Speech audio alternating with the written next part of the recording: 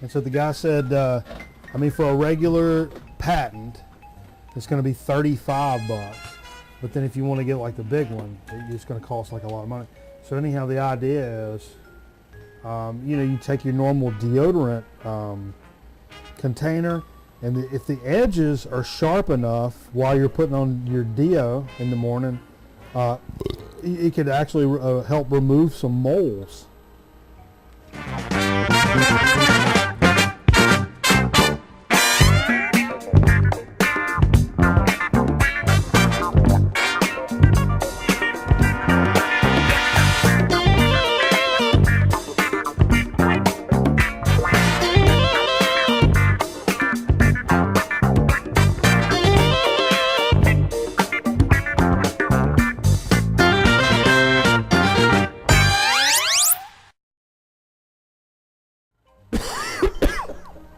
That echo, Jay.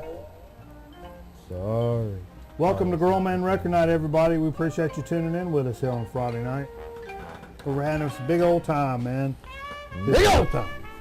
Couple of dudes hanging out, listening to music. Took our shirts off earlier. Maybe. Just for no reason. I got awkward. Yeah, but anyhow, big old time this evening, playing some records. Man, it's been hotter than a mug fog down here today. Yeah. We were talking about like 97 with a heat index of like 10 something another. Yeah.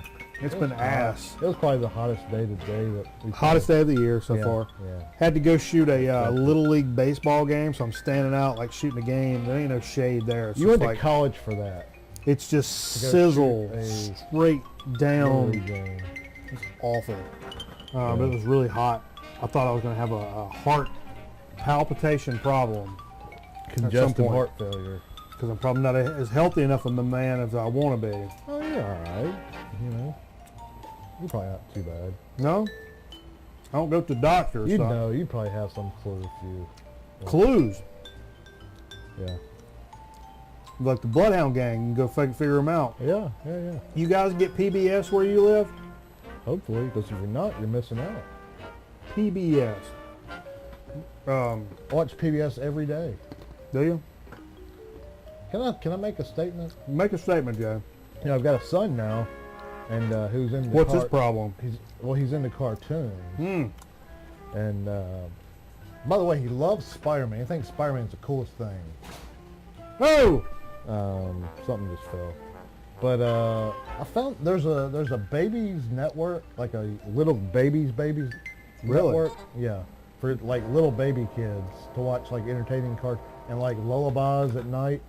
Wow. That's the most soothing thing to put on. This is on cable? Yeah, it's a way up there channel. That's one of the most soothing things to put on at night, though.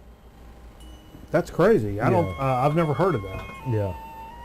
So that's just a little tidbit. Titbit. Rib tip. That's right. You went over and saw that Roger Waters show. I did. Steve was over there. I did. We met up beforehand, had a beer. Jack Mamias, who we've had on the program before. Had a beer, shots, and all that good stuff. Yeah, Steve posted on Facebook that it was the best show he's ever seen, and he's seen a lot. He's seen a lot of shows. So that's pretty high praise from Steve. It was good. You know, I thought it was good. It was, you know. Sorry, guys, I'm dogging these wasabi peas. Yeah. Losing my concentration. I'm sorry. That's all right. I'll move to this side. No, but I mean, I could do without the political jargon, you know, in the, like 30-minute piece in the middle of the show. But, yeah. But I told you I don't have. I mean, I know he don't see eye to eye with a lot of people, but I knew that, you know, before I went to the show, so I don't hate him since I went. Jay doesn't hate Roger Waters. Write that down, everybody. But sonically, it's probably one of the top 2 or 3 shows I've seen as far as like the sound, because it was in quad. Oh, whoa, that's cool. Yeah. So he had like the big line arrays like in the back of the arena as well. So. And for Steve to say it was his the best show he's ever seen. Cool light show. Last little bit. Had a real cool light show. Real cool like video stuff. Real trippy, and he don't really talk. He just comes out and plays, and got a hell of a band. So. That's awesome. You know, we saw King Crimson we talked about last week or week before. That's coming around soon. We got the Melvins coming. We know that's happening. Guns N' Roses is coming real soon. They are. Yeah. And found out today, Rocky Erickson's going to be sliding through here. That's big time. So there's some big shows coming around here. It's pretty neat. I'll probably flake on all of them, but you know, that's what I do. Yeah, I got an email for $30 Guns N' Roses tickets today. Pretty cool. I'm debating it. Yeah. You know who's opening for them? No, who? Live, the band from the 90s. Really? Yeah, that's You used to be their drummer. Huh? You look like the drummer From Live? when you were a backwards hat. Oh yeah. You told me that a long time ago. But that's kind of an odd opening act on a major tour. Like They're that. low key. Very low key. Well, I didn't know they had done anything in 20 years either. No, I don't like Live. I had a couple decent songs. I had that first CD that was big, but I kept trying to like them, but there's nothing about that record that I really like. the All Alone song was catchy, you know. Speaking of records that I just really don't like, we'd be remiss if we didn't mention another rock and roll man committed suicide and died about it. Yeah. Somebody quoted on the some page I'm a fan of said, "Man, it's been a bad year for mopey white guys." Yeah.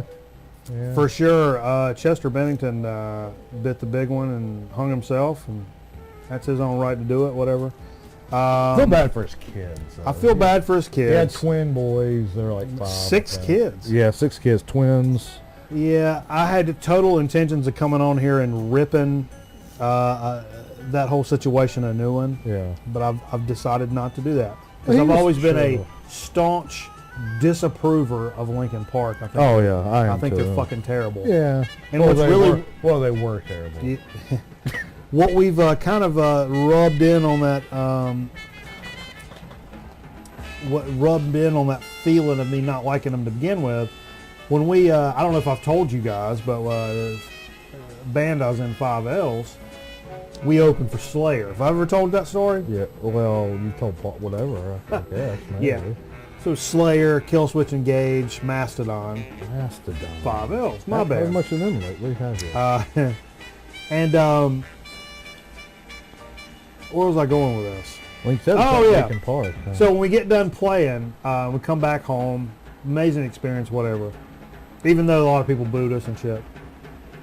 But I was like, man, I should really Google the show and see if anybody like said shit about the band or the show or whatever. Right.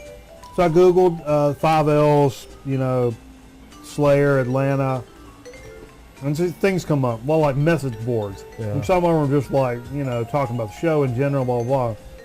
I go to this like one super metal message board on mine. Like everything's black. The text is red over black. I mean, it's a Metal sludge, probably. And some guy had this thread about the show. And in this thread, he said, Jägermeister thought it was going to be a great idea to have Linkin Park's kid sister open up for Slayer. And they were talking about us. And I'm like, Linkin Park's kid sister, we got more balls in one song than they've ever thought about having. Well, That's kind of funny. I'm sorry. I see I was delving into making fun of Linkin Park, and I'm not going to do That's that. kinda funny. A lot of people like them. I heard today, and I'd never heard it till this morning, that Linkin Park was in the same ballpark as Nickelback. Where people don't like them? Yeah. Really? That's what I've heard. I don't know if there's any truth to that. but I mean, I think it's funny. they're kind of that made fun of band, like. Well, you know, it's funny because in my own circles, they have certainly been that band. A band that you kind of goof on. Used to be, yeah. But it's funny, like in the VC and shit like that, a lot of people have posted bands from that era and those types of groups that I'm just like, oh, we used to hate on these goofballs all the time. But people really like them. And how Green Day. And I like Green Day. I think they're a great band. They really do a good job. But that's a band we used to be like, oh man, that's the punk rock that Robert Frick from Rolling Stone magazine said it's the type of punk rock you would buy at the Gap. And that's exactly It's right. not punk rock. But yes, I see what you're saying. Blink 182, that's another one. I mean, there's several of these bands, but then I see people like, they post the records in the VC and stuff, and people are all like, "Oh man, that's so like me," and so people like it. A lot of, I don't know. Linkin Park is one of those. I just thought everybody hated on them the way that me and my friends hated on them, and they don't. They like them. No, I had a boss. Good for them. When I was a co-manager at Omega Sports many years ago. Oh man, my manager was huge Linkin Park fan, so he probably cried yesterday. Yeah. You know, it's sad. Well, had that whole Chris Cornell tie. That was the that's thing really people were playing yesterday. Playing that it was his birthday and they were real close and all this other stuff. So you know, something we missed, and we didn't miss it, but I meant to play some tonight, even though we played some last week. Coltrane, the anniversary of his death was just a few days ago. Yep. He was like 40, 41 when he died. It's been like 50 years ago. Mm-hmm. But 50th anniversary? Yeah. Oh, wow. And, you know, he lived here, and there's a big Coltrane statue in downtown, right down the road from where we're at now. And it's just a really, some people wrote some really very nice articles about how the Coltrane philosophy of not just music but art in general kind of transcended a lot of different things. He died in 67? Of a lung disease. 67 is when he died? I guess. I don't know. 50 years. Don't be asking me questions. Well, that'd be 50 years. Somebody from his band said, this is a quote, Coltrane explored dualities, individual voice and collective energy, single mind and plural expressions, local culture and universal consciousness, a sound that is in and out. That's pretty profound. It's a little out there for, I mean, you know, that's a little deep for us. We're all about ball and fart jokes over here. He was one of the top, you know, 2 or 3 guys of all time in my eyes. Yeah, absolutely. Him and Miles Davis were probably the 2. And you know, the fact that he's, you know, has a lot of big High Point, North Carolina connection is. You can go see his piano, Michael, at the I've been up local there. museum. I took pictures of it. Yeah. You know, something. Speaking of vinyl community stuff, there's a group on Facebook. A lot of people are joined up on the Vinyl Junkies. I've seen that. I'm a member of the group, and I hate the group. I think it's. I hate it. They're real rigid about you have to post a music link. We've talked about them before. Mm-hmm. I still look at it because there's some cool records shown, but the whole like, whoa, you're breaking the rules, you're out of here. I hate that shit. You should join the 8-track community. You're in the 8-track community? Of course you are. They're very snobbish. You can't post any truck stop 8-tracks on there; they'll kick you out. No, really? Yeah. Anyway, but on that Vinyl Junkie site this week, there's a group that had a 5-inch record. I gotta stop eating these because I'm just mouthing all over the show. Worst. The name of this group is Anal Trump. Yeah.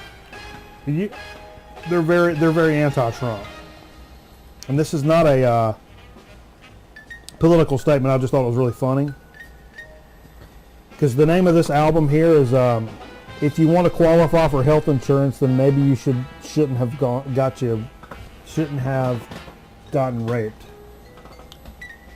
That's the name of the album, and the tracks are like, oh my God, they're like 10 seconds long. Yeah. And it'll have like a soundbite from Trump, blah, blah, blah, blah, blah, blah, and then it goes for 10 seconds. So. It's a blast. I mean, despite whatever side of the political world you fall on, I'm not endorsing nor condemning Donald Trump. And that's a band? Yeah, a band called Anal Trump. And they're making money off this. No, not really. But it's just funny. You guys, seriously, I was going to play a clip. Maybe I'll find one. But you can listen to all their stuff on Bandcamp. So go look up Anal Trump, and it's really funny. If nothing else, it's funny. There's some other albums they've done, and it's I won't tell the titles now because it's a little crass. Might get kicked off the air. Yeah, it's FCC. One has to do with the Jewish community. I'm not going to get into the whole thing. FCC might not like that. But yeah, go check them out. It's funny stuff, if nothing else. Ayo. You know, speaking of posting streaming stuff online, I got a Facebook thing. I follow Aphex Twin on Facebook. Oh, They're yeah. like Boards of Canada. They don't really. You're It's not like they. You're a big fan. It's not like they post stuff all the time. But all of a sudden, from the official Aphex Twin thing, was this a link. It was like aphextwin.wartrecords.com or whatever, and I went to it and I looked at it and I was like, oh, well, this is a bunch of streaming stuff. And so the front of the page looks like this, and it's like, okay, there's I Care Because You Do, there's Selected Neighbor Works Volume 2, both of which I have on vinyl. Mm-hmm. But you can click on any of these right here and like stream the song, go to the next one, stream the whole album. Like, what the hell is going on here? That's free on their website. Yeah, and come to find out, they started for this new streaming site. They have posted all these tracks plus a lot of shit that's been unreleased up to this point. What stream? Oh, okay, yeah. Some stuff that Aphex had done on Bandcamp. Speaking of Aphex, some of the other monikers like Polygon Window and the AFX monikers. Mm-hmm. There's a lot of that stuff on there to stream too. So this is a pretty fair collective of free streaming shit, and you can click on the stuff and buy it digitally and whatnot. Or you can just listen to it for nothing. So cool though. So cool. That'd be cool if bands did that. It's kind of becoming a thing, I think, and you realize people are going to stream your shit whether you like it or not. So you might as well just join Stream it in with and the option to buy it and download it. because there are bands that I've I'm like Ohm is one of those.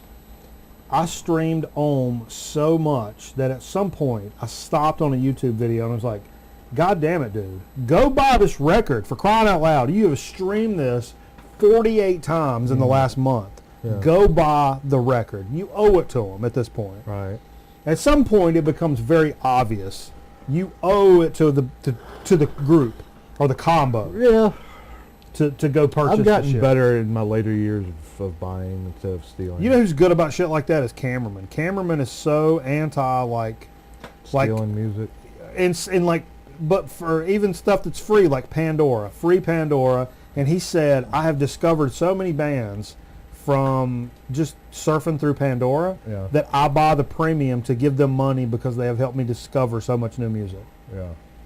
That's a pretty noble, like, hey, look, there's a service rendered. I'm going to pay for said service. I had an idea this week about. Yep. So go check out the Aphex Twin site. But- That's cool. But I can't tell you because somebody will steal it. What?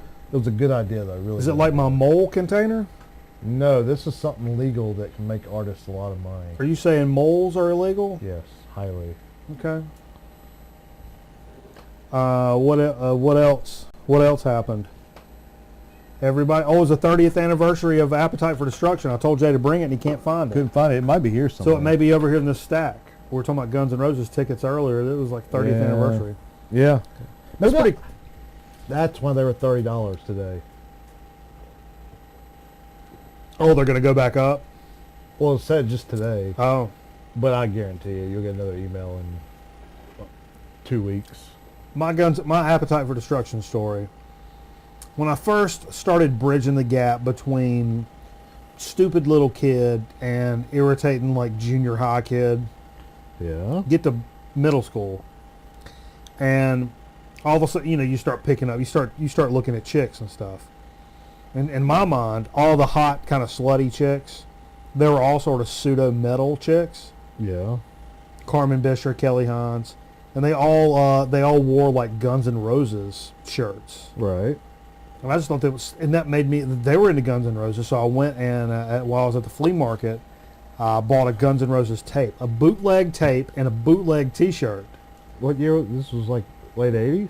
87, Okay. 88. Right when it came out, right? Yeah. That's 88? Yeah. So 87 maybe? So I remember buying it and really liking it and wearing the shirt. And I remember one of the cool hot chicks, when I wore the shirt to school, she was like, it was either Carmen or Kelly Hines. She was like, nice shirt. And I was like, oh my God. It's like the first time a girl Wait, ever where been did like, you get hey. the shirt at the flea market? I I yeah. thought you said a tape. You got. Anderson, South Carolina flea market. Oh, okay. I got a tape and a shirt. Your pop took you down there. No. Family trip. Oh. Girls trip. Girls trip. I don't get it. What? It was an Office reference. Oh. Anyhow, let's talk about the shit we played tonight. Yeah, let's do it. We got some cool stuff coming up for I just Dig wrote of the my Week, idea down, by so to the way. speak, Chip Chat. I got something crazy for so to speak that I didn't really expect to run into. But I did, and we'll pose a question for that. But for now, we're talking about the stuff that we played. We're a little stale. Jay's jumping on a little OBS over here. Some sriracha chips. Sriracha. The open bag special. I literally, when I started, okay, normally if something's on the turntable, I play them. Mm-hmm. The Mastodon I picked up last week was on there, and that Sun and Oliver, and I'm like, I'm not going to play either one of these right now because I want to wait for that. And so what I did was I literally took a blind stab into The bologna stack. no, relatively speaking, my funk area. Mm-hmm. And when I pulled it out, it was actually, I mean, you can't ask for better than this. Funkadelic, One Nation Under a Groove. That's crazy. Yeah, so I was really stoked I pulled that out. So I was like, okay, I'll play side 2, which is kind of windy and... Getting down just for the funk of it, huh? yeah, it was good stuff, man. I mean, of course. It's not like I have to tell you guys that. I mean, you know, that's a great record. And so after that, I wanted to go complete different direction. Got to thinking about my man, Futuregrapher from Iceland. Mm-hmm. Ragnar sent us this, and this is his friend, Futuregrapher, who sent me a few of these records.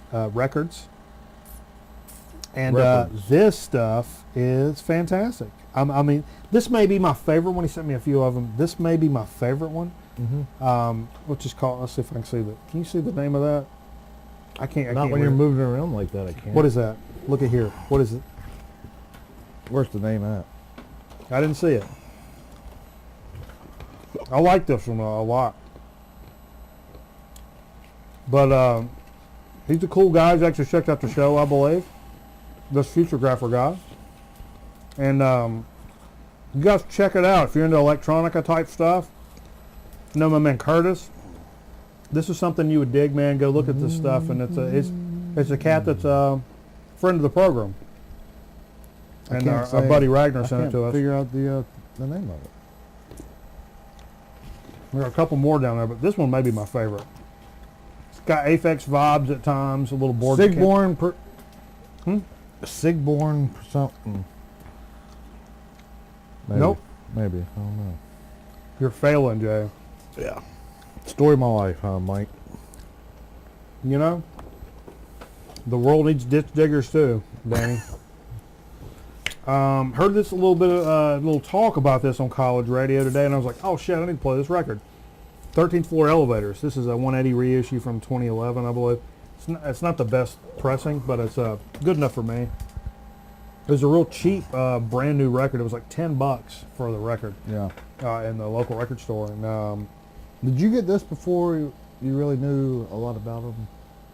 I knew enough about them, but it's not. I wasn't. I learned more about them certainly after this, but I knew kind of the story at this point, and that this was a very rare and expensive record, and so I'm like, all right, this is one I'm not going to find just digging through some bullshit at the Goodwill, so I should probably pick this up for $10. Yeah. And hell, we've definitely got our use out of it here on the show for sure. Oh, sure. You know, This is the one Frank Stallone was on too. We're turning your bedroom back into the computer room. And it makes good sense. Best person to follow on Instagram, by the way. Frank Stallone? Oh, yes.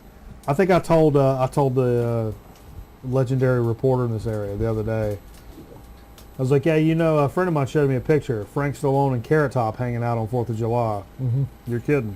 I'm like, it was quite the sight just to look at the picture, just one little Instagram picture, and it was kind of worth its weight in G, you know what I mean? Frank Stallone's cool, man.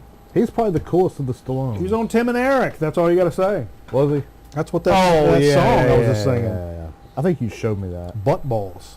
Yeah. You know what butt balls are, Jay?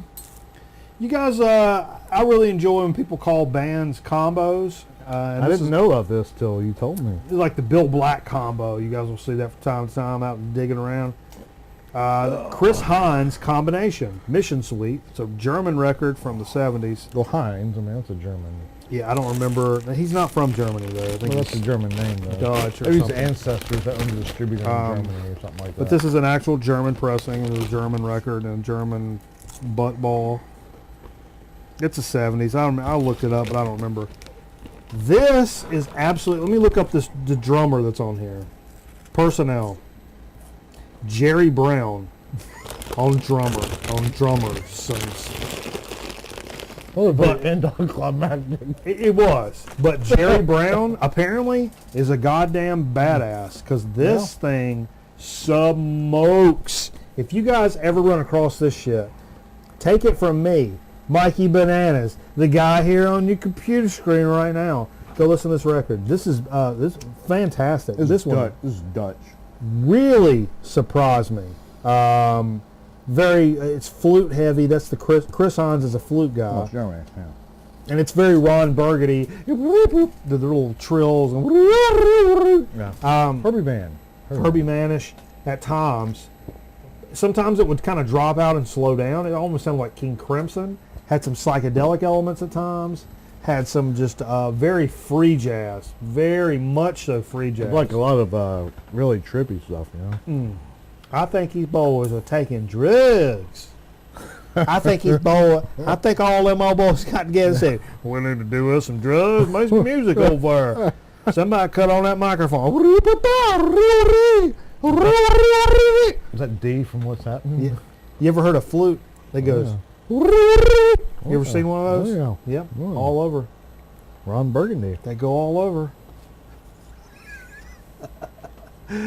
I didn't drink no liquor tonight. I've been straight beer all night long. Straight beer. But I also been standing out in 97 degrees all day, so I may be having a heat stroke on right now.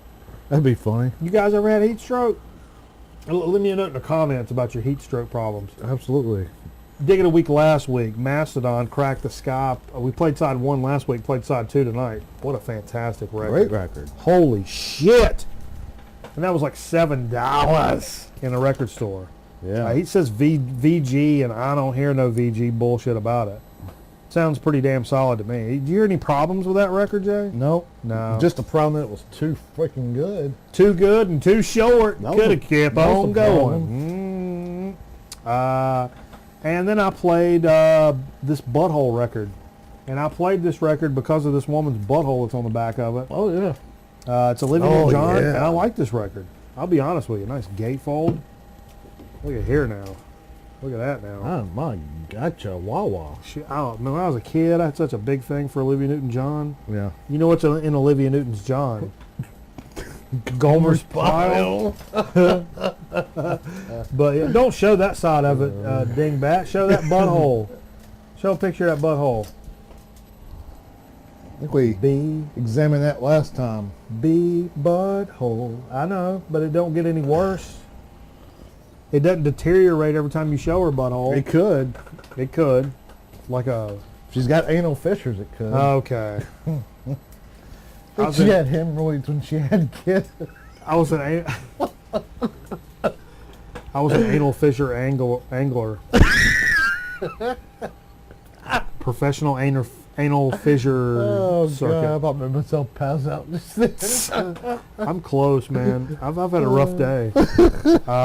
Billy This is a Cameraman record I pulled up from some of his stack over here that I don't remember seeing before. Billy Preston, Music Is My Life. I played a track that was pretty jamming. Some of this stuff is pretty slow. I love Billy Preston, but some of this drags on a little bit for the show at least. And probably, big picture of Billy Preston, but the real deal is that back cover is pretty cool, and around all these synths and pianos, borscht and shit like that. Good stuff, man. I mean, it's What was even cooler moments. is that it wasn't Billy Preston. Oh, that's right. That's right. We discovered it wasn't even fucking Billy Preston. I forgot. Now look, it's a Mandrill record. Yeah. The Mandrill sisters. No, which one is it? Which Mandrill? Barbara. Just outside town. Just outside of town. I don't think I have that one. They're just... Yes, you do. It's right here. No. I mean, I've got several other Mandrill records, and they're bonkers good funk you've got albums. it. It's right here. No. I don't know if I have that already. You do. It's right there. No, before I purchased it. I got you. Because I've got That happened to me one time. 3 or 4 Mandrill records. I got Led Zeppelin 1 in Bruce Springsteen, the first Bruce Springsteen record. Oh, I was going to play Cashmere tonight, because what's the first line of Cashmere? I'll let the sun beat down on my face. The sun beat down on my face. By the way, for the That's what I've been doing all damn day. By the way, for the listeners out there, I played this guy in Rock and Roll Trivia this week on the radio. That's right. Jay was on the radio. And he's a very knowledgeable legendary. guy. He's like area. him and Steve are about the same age. And he's been in radio like almost 30 years and knows everything. So he does this thing like every day. People call up to play him in Rock and Roll Trivia, and he wins like every day. Yeah, they ask you 10 questions, and he puts however much money's in his wallet. I think Steve has played before. Has he? Yeah. So Jay got in this week. I got in this week. And How'd you do? And he creamed me. Well, not creamed me, but it was a tough game. Because usually he gets about 8, probably on average, and he only got 6.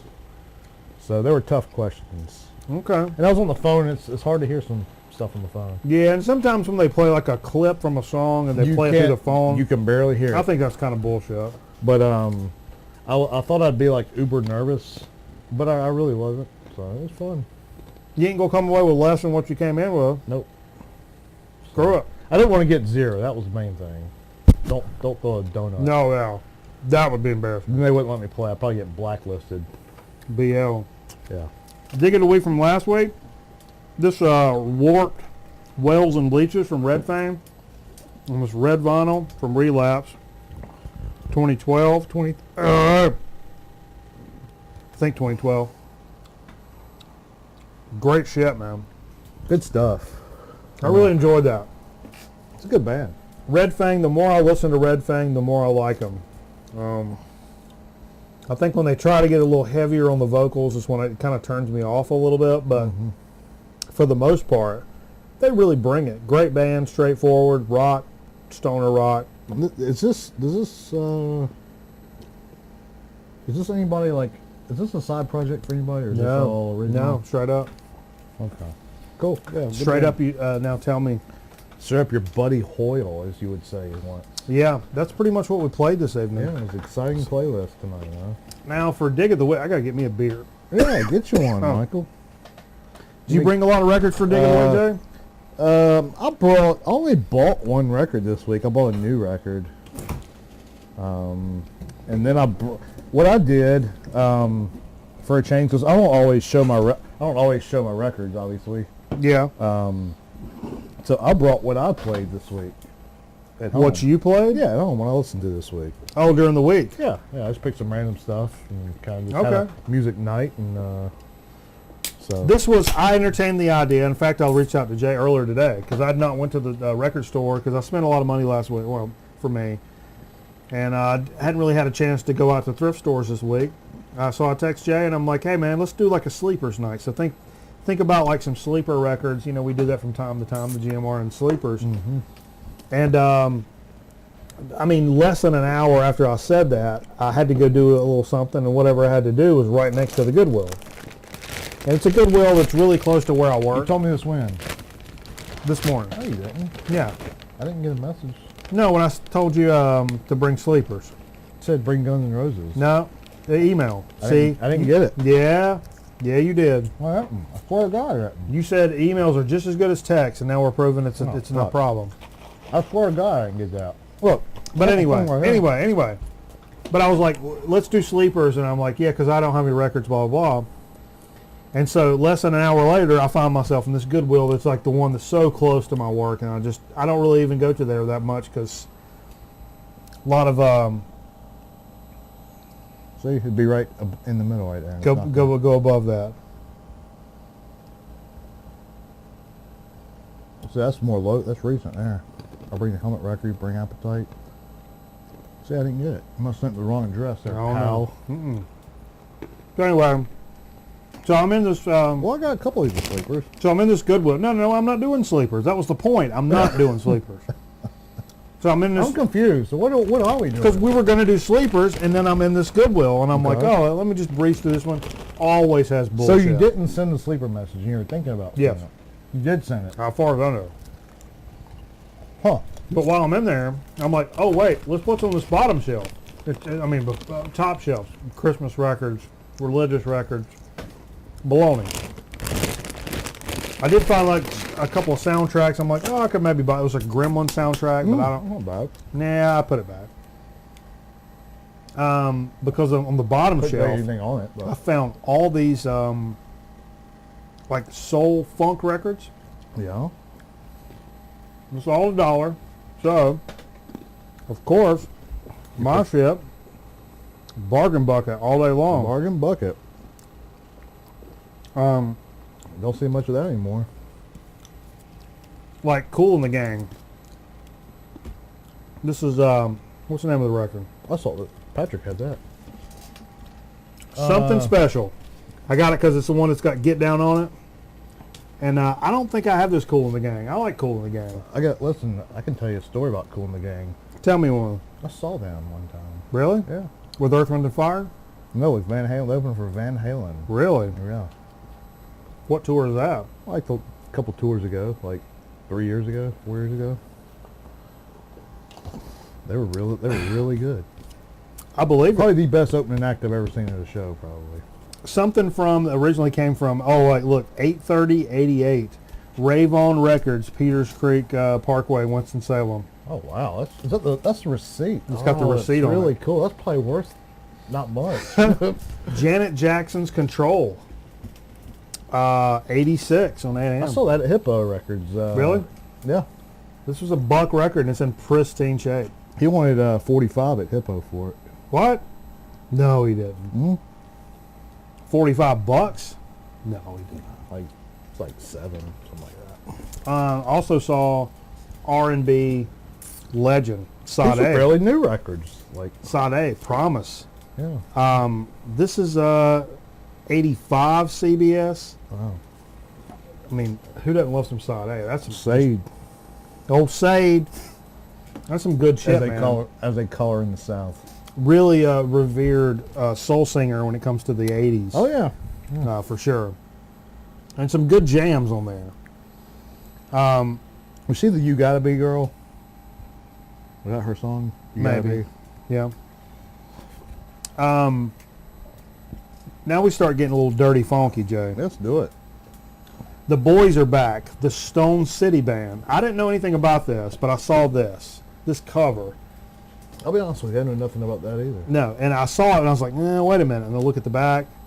There's a song called Ganja. There's a song called Funky Reggae. There's a song called Freaky. And I see Rick James' name all over this. These guys were a Rick James band. Oh. So this is a Rick James produced album for what was his band. Pulled up a couple of tracks. This is legit business. funky business. And kind of in that same vein, I have one of these records. What are you talking about? one of these records, so I knew to not pass this up. The Brides of Funkenstein. Never Buy Texas from a Cowboy. Another really cool cover. Now this is in the way that was Rick James' deal. Wow. Okay. Cool. This was like some of the people from George Clinton's crew, his junk, and this actually has not only George Clinton but Bernie Worrell's on here too. That's awesome. Previously background singers for Sly Stone, Mabry and Sylvia joined P-Funk Collective in the mid-'70s. George Clinton named the group based on the storyline characters Parliament, the album Clones of Dr. Funkenstein. The Brides provided the vocals for the '77 album Games, Dames, Guitar Things by P-Funk guitarist Eddie Hazel. Clinton produced the Brides' debut album Funk or Walk in '78. It was a success. So this is some chicks that Clinton brought in and kind of produced. And they're good. It's good, man. Ron Dunbar, he was on Pawn Stars. Really? Mm-hmm. You made that up. You talking about Chumley? No, he's really on. He brought his. You're making all this up. Grammy in to pawn it. Really? On Pawn Stars. Are you serious? I'm dead serious. Yeah. Of course. I swear, yeah. Ronald is what he goes by. He brought in his Grammy to pawn it. Yeah, he goes by Ronald, not Ryan. He's a grown man now. So let's get into the more on the electro hip hop side of things. I'm serious. I think I'm serious. It's not a lie if you believe it. I'm gonna see if I can find it. So this is cool. It was in the right picture sleeve and everything. Sweet Mountain Records, 1981. This is Murder Rock by Reggie Griffin and Techno Funk, and it's a single. I don't normally pay $1 for singles. I did this time. No videos. No videos. You're gonna get us popped. We're popped. Oh, we're all popped. Everything's popped. That's on the. So anyhow, check out this cool picture disc. Picture. Get out of here. Told you. Yeah, I don't want to see that. It's sad. Dunbar. I heard Dunbar. Oh, yeah. I don't know. Yeah, shut that shit off. And we're watching Ronald Dunbar sell his Grammy. For some reason. Probably because he's broke, I would imagine. Yeah. Probably because he cheated on his wife. Also found Africa Bambaataa and Soul Sonic Force. I've got Planet Rock. This is looking for the perfect beat, and plus bonus beats. A little 12-inch. I always thought Tommy Boy Records was a cool name for a record label. This is great. That stuff is great, and for a couple of singles, found a full album of Grandmaster Flash and the Furious Five, The Message, which I believe I have the Message single. But this is the full album, and it's in all these records. They weren't partied to. Are all just tremendous shape. Somebody probably bought this to get it on with like a couple times and never listened to it again. Yeah, I don't know what the deal is. I mean, you can tell all these were of the same minded things. I tell you what, Jay, go ahead and do some stuff. Okay. I only got a couple more. I just kind of breezed through mine. I'll do my dig first. We listened to this. This is Helmet, Sing Eye Dog. No, not Sing Eye Dog. I'm sorry. Yeah, Sing Eye Dog. What am I thinking? We were both big Helmet fans. And this is 2010. I didn't buy their stuff after like 2000, something like that. Yeah, I mean, I was probably before that even. Yeah. Aftertaste was the last thing I was into. I bought their next one after that. Okay. And then I bought a couple cents. But, yeah, I mean, it's the same sound for the most part. This was good. It's a revolving door of artists with Page Hamilton, essentially, is what he does now. And, yeah, this was 2010. This is an original copy he had for, like, really cheap. And I wouldn't have bought it if it cost probably more.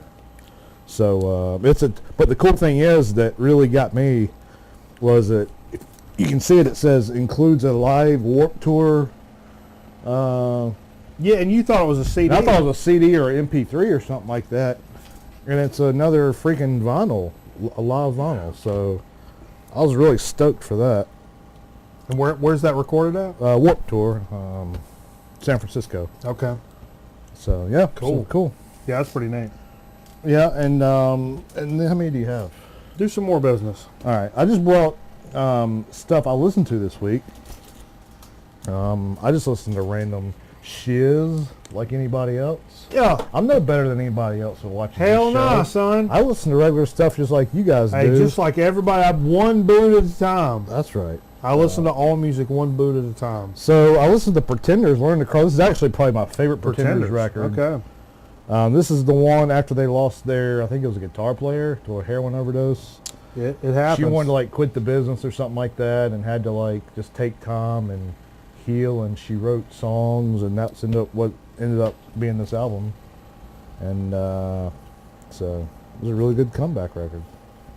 That's probably my favorite Pretenders. I saw that when you walked in. I thought that was the Rolling Stones. Oh yeah, it does kind of. Oh yeah, it was that '80s Rolling Stones record with the kind of Another one about UFOs, Strangers in the Night. I've never seen that one.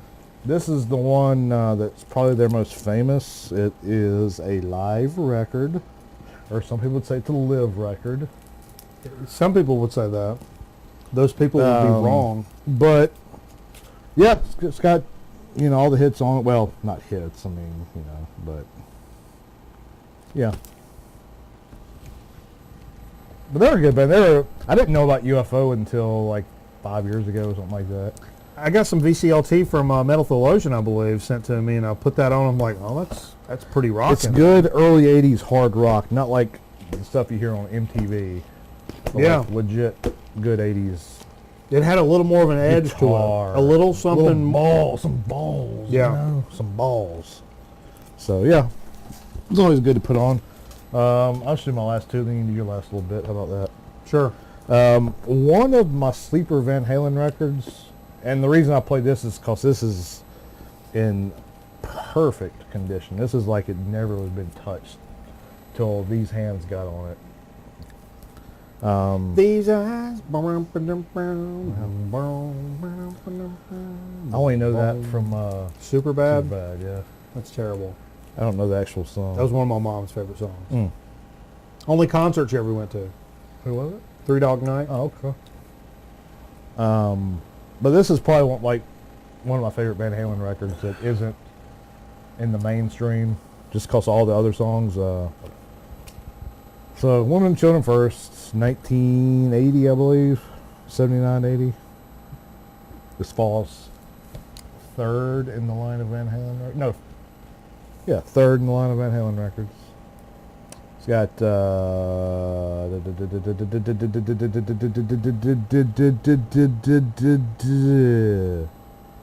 and the Incredible Rock, and Everybody Wants Some. Yeah.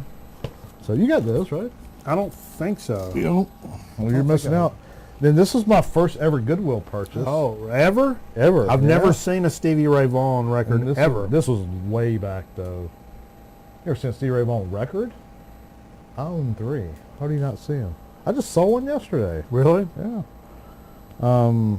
This is the one that made him famous. I'll make you famous. Tejas Flood, Texas Flood.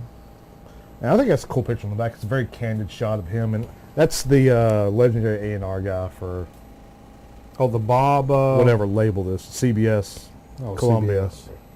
I can't remember his name now, but he was very famous. Well, was very famous. He's dead now, So You sir. hung himself. Yeah, 2 days ago. He tied the knot for Chester Bennington. Then he did it. But this was a Goodwill find, though. My very first Goodwill find. Wow. In Jamestown over there. Okay. Not Jamestown, but Deep River, or not Deep. You know the one I'm talking about. Right there by the Walmart. So. The Walk March? Yeah. I love this record, too, by the way. This is blues as it gets. And, yeah. So I was in that same Goodwill today, right? The same one you were in earlier. Called a hanger. You were in that same Goodwill that you were in earlier today. Like I said, there's all this baloney that's in there. And then there's a stack of like we've shown tonight. Yes.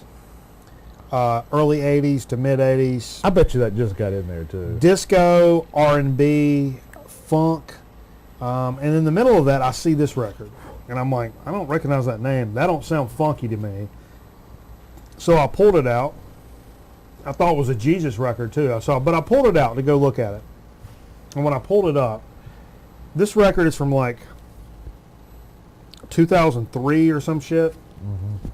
The guy's name is Damian Wardo. Mm-hmm. You ever heard of this guy?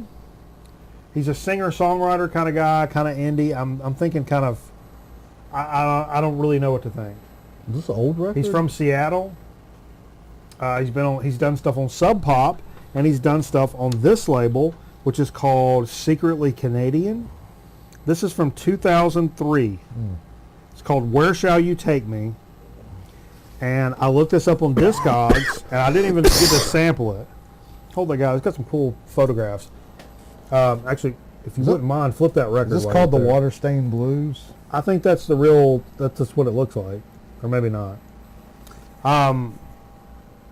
But I looked this up on Discogs. Sounds like mildew. No. It's supposed to be on there. I looked it up on Discogs, and there's only one for sale, and it's like $40. Wow. And I was like, oh, well, Quit your job then. I'll at least buy it and see what it sounds like, because it's, I mean, obviously a fairly desirable record. I think you should call and quit your job. Because you got that now. What did I say it was called? $40. Where shall you take me? Yeah.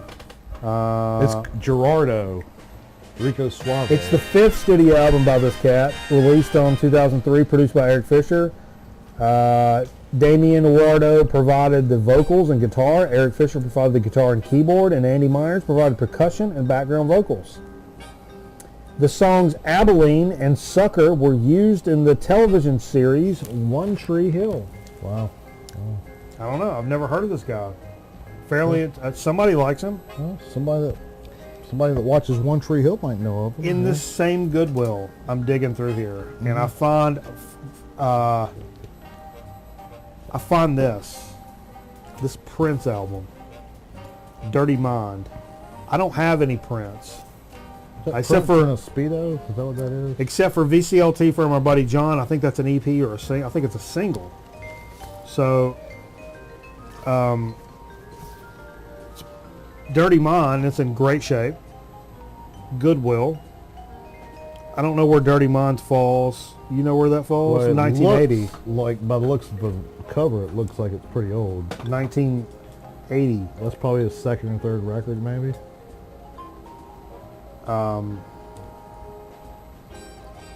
Third studio album by Yes! Prince. Yes! Released in 80. Yes! As the follow-up to a second album, Prince, released in 79. Composed primarily by Prince in his home and home studio in Minneapolis, Minnesota. But when I got this, I actually I was kind of forked and didn't realize it.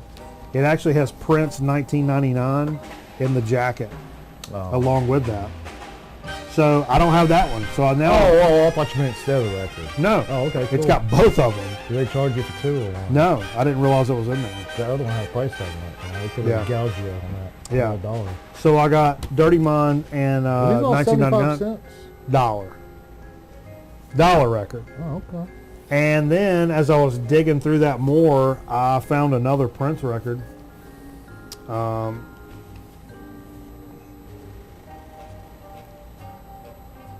Sign of the Times. Oh, that was one of the later ones.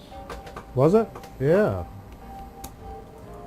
That was one with the hits on it in the 2000s, early 2000s, right? I don't know. You tell me. Oh, you got the look. That's maybe I'm not right on my Prince chronological order of LPs. God damn it! I'm trying to look it up. Sign of the Times. Prince. Ninth studio album, released in '87. Oh wow, I messed that up really badly. Released by Paisley Park Records and Warner Brothers. It's the follow-up to Parade in '86. First album following the disbanding of the Revolution. Kind of hallmark there. Songs were largely recorded during '86 to '87. Prince ultimately aborted Dream Factory, Camille and Crystal Ball sessions for the album that he aborted for that. I don't like the term aborted there. Yeah. He initially intended to release a triple album, it says, culled from these sessions. He compromised with a label executive and shortened the length to release a double album, which is the record we see here. This was in great shape. Yeah, it feels like it. What's some of the tracks on there? You Got the Look was the You Got biggest, the Look is the main one. That was the biggest hit, yeah. Sign of the Times, Playing the Sunshine, Housequake, Ballad of Dorothy Parker, It, Starfish Coffee, Slow Love, Forever My Life, You Got the Look, If I Was Ever Your Girlfriend, Strange Relationship, Here Place Takes Place Man, The Cross, It's Gonna Be a Beautiful Night at Door. So $1, folks. Yeah. Pretty cool. Jesus, that's pretty damn good. I've never scored Prince records, so Yeah. now I got a bunch of I got Prince. 2 of them, yeah. Now I got a bunch of Prince. What's on oh this shit, one? we're in black and white. Oh, fuck. Sorry, can't use that language. Tell me a story, Jay. All right, well, let me tell you the story about this guy named Prince. Oh, I'll give you the latest update on Lawn Dart Federation? United States Lawn Dart Keep an eye out Federation. It's in and out of color. Black and white. Black and white. A little color in black and white. Color. See? Yeah. The lawn darts is it's coming along. Okay. We have got 7 franchises on board for sure. Right. Franchisees. Yes. Right now we're looking at Seattle, Los Angeles, New York City, Yeah. Orlando, Miami. I know Florida's a good market though. You say that funny. Miami and did I say Houston? Did you say Houston? No, I didn't. Houston. Did you and, say Houston? Detroit? Did you say Detroit? Yes, I said. Did you say? Detroit? Did you say? No, people. No, did you say? People. The people all don't know this, but Detroit has probably the best per capita lawn dart players in the country. So it's a big wintertime sport there, Detroit. Barry? Grown Man Record ought to be back in a minute. Stick around.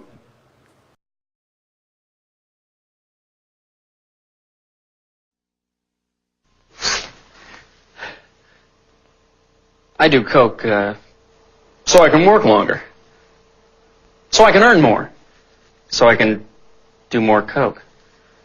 So I can work longer. So I can earn more. So I can do more coke. So I can work longer. So I can earn more. So I can do more coke. So I can work longer. Always chasing rainbows.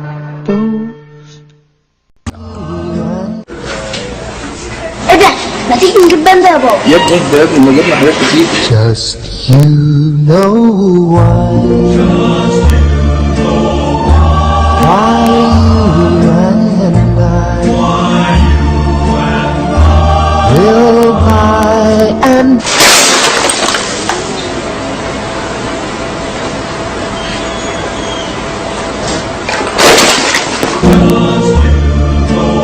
باندا ما يتقلهاش لا.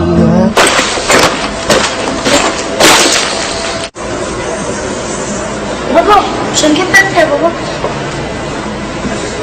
Just you know why. Why you and I. واحدة كمان.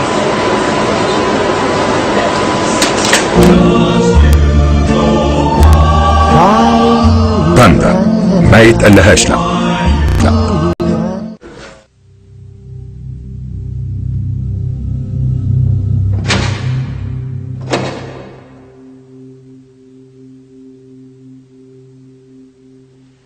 This is crack, rock cocaine. It isn't glamorous or cool or kid stuff. It's the most addictive kind of cocaine, and it can kill you. What's really bad is nobody knows how much it takes. So every time you use it, you risk dying. It isn't worth it.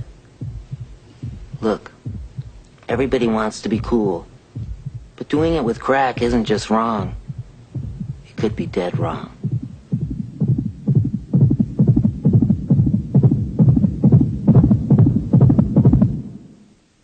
At Plato's retreat, you can make your dreams come true.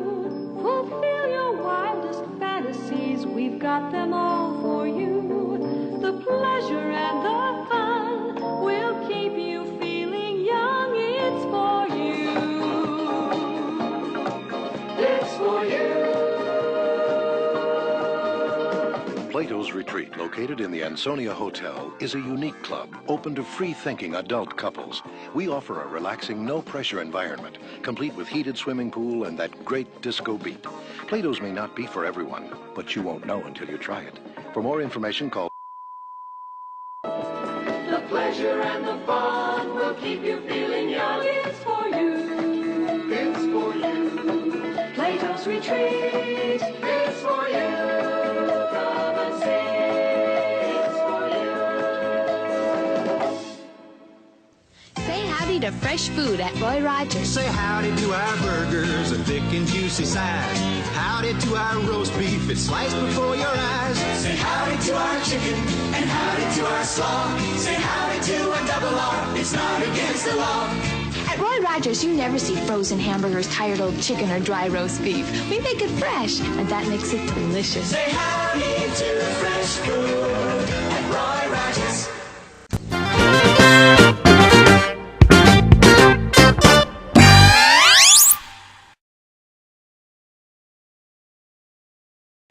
Yeah, long after Arby's took over that one on High Point Road, they had the Roy Rogers sign, and it said Roy Rogers like under it or above it or something.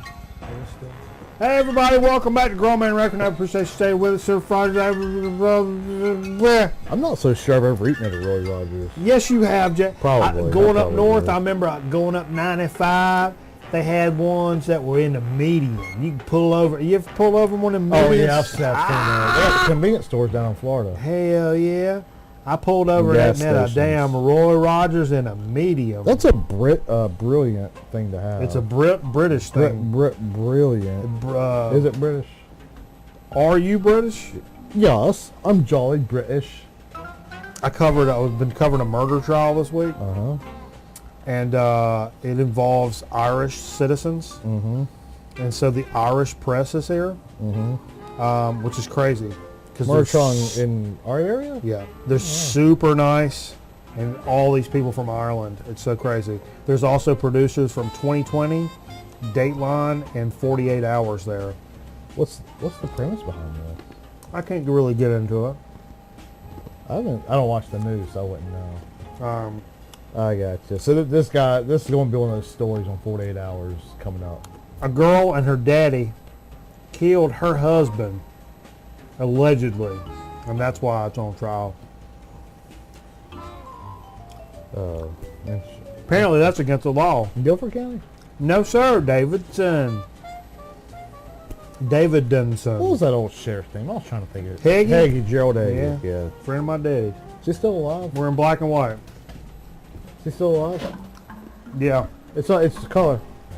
Huh? It's color. It's color? Yeah. Racist, Jay. Alright. Enough bullshit, and let's get into a so to speak. And you guys can maybe say, you can help me out on this. I picked this out because of the unique flavor combination. Now it's one of these things that it's a sparkling drink. Now, if it says sparkling in my mind, that makes it a damn soda. Sparkling's like, to me, low carbonation. To me, that's high carbonation. And it does have sugar. I think it's just a fancy term. And this is the brand Taste of Inspirations. They do those French lemonade flavors and stuff. We've done those before here. So I saw one of these and they were on sale. It's a product of France. Seat of the Pants, France. Speaking of France, I've been watching the Tour de France. No. It ends this weekend. I'm a little sad. I've been watching every night. This is sparkling blood orange. Yummy. And gingerbread. I like that. Fresh blood orange and gingerbread create this refreshing drink for all occasions. Even a wake or a bris. It doesn't say that. I'm putting that part in there myself. A wake or bris. Yeah. That's the opposite. That's coming and going.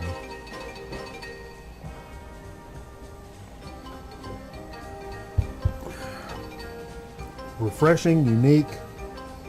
Try that and let's show that guy off too, that bottle. It's pretty devoid of all the flavor I thought would be in there, but it's still quite refreshing. Very interesting. And not over the top of any flavor. Careful where you're stepping. Camera's flickering. I'm not stepping on anything. You're stepping all over it. It's right here. They go all over. Is it black and white? Nope. Okay. So yeah, what do you guys think? Anything sparkling, does that make it a soda? I think so. I think it's just a fancy, healthy way to word it. I mean, it's got a little, it seems to have a different carbonation consistency than like a Pepsi or something. Yeah. It's like lighter. It's like there's more bubbles. There's smaller bubbles and more bubbles. Yep. So it's light and with very light hints of these flavors, the blood orange and the gingerbread, light little kisses of blood orange and gingerbread with some sugar in there. Yeah, that's very good. Look, did you get that? I did. Pricey? Up here, on sale, $2.50 for this big old guy. What's that, like a 1 liter? Something like that. $2.50 for one? That's a lot, man. What? No, but if you're That's buying, crazy. if you're I mean, buying that's Sierra crazy. Mist, That's motherfucker, crazy. it's That's if you're crazy. buying Sierra Mist, it's expensive, but it's a sparkling blood orange and gingerbread soda, so you have to take that into account. Okay. There's lots of accounting going on. I feel you, man. I feel you, bro. All right, what we got for chips here? You want to do this one? Let's do that one. These are actually the bargain bucket. Oh, it went to black and white again. These are actually bargain bucket chips. Where'd these come from? A Salvation Army. Oh yeah, I see. I bought these at a Salvation Army. Look at it. It's flickering between black and white and color. There you go. I see chips in the Goodwill every now and then. Yeah, for hanging some right beside the used underwear. Yeah, I never get underwear. I bought sealed packs of underwear at Goodwill, but not. I would never. Jesus Christ. Used underwear. But these are. I'd be more embarrassed about donating my own underwear. Yeah, these rice chips are pricey. Yeah. Seen these before. Yeah. In regular stores, $3-4 a bag, like craziness. So are these These used? are 70. Yeah, these are 75¢. Like, and what these are, the Wild Rice Works gourmet rice snacks, sea salt and black sesame. That sounds fantastic. Let's see what kind of an ingredient list here. Well, I'll give you a little. The inspiration. Our roots trace to a farmer's field more than a decade ago when a California rice grower began experimenting with blending whole grain rice into a delectable stack. He was onto something, and so Rice Works was born. The taste. Turns out, harvesting the goodness of whole grain rice into a snack also just happens to taste amazing. This bag of wild sea salt and black sesame Rice Works you're holding has a sophisticated and memorable taste. That's what they're saying. Pairing together classic sea salts with black sesame creates a rich, almost nutty taste that is perfect on its own, or paired with your favorite dips, cheeses, or meats. Interesting. The texture. I'll breeze through this fast. You'll notice the whole grain rice right away, and then a hearty, satisfying crunch. This unique combination, delicious straight out of the bag, ideal for dipping or topping. We're proud to say we're perfected the state-of-the-art cooking method to give Rice Works the perfect crunch to suit your sophisticated taste and lifestyle. The good news, gluten-free, whole grain rice, cholesterol-free, borscht, 0 grams of trans fat, no preservatives, and celiac friendly. Well, Jesus Christ. This sounds very sophisticated. It's a very sophisticated chip for this program. I just want to know how it tastes, man. I'm going to drop me a couple down here. Oh, we got to show the bag off too now. Yeah. That's slick. I can't even hold You got it. an ant crawling around your thing there. Dead ant. Dead ant. Dead ant. Dead ant. Dead ant. Wow, a lot of salt. Very salty. That's a good thing in my book.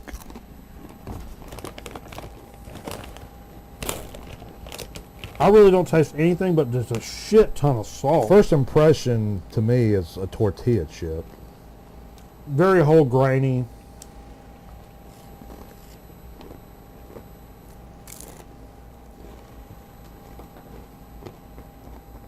That's good. You taste all that salt?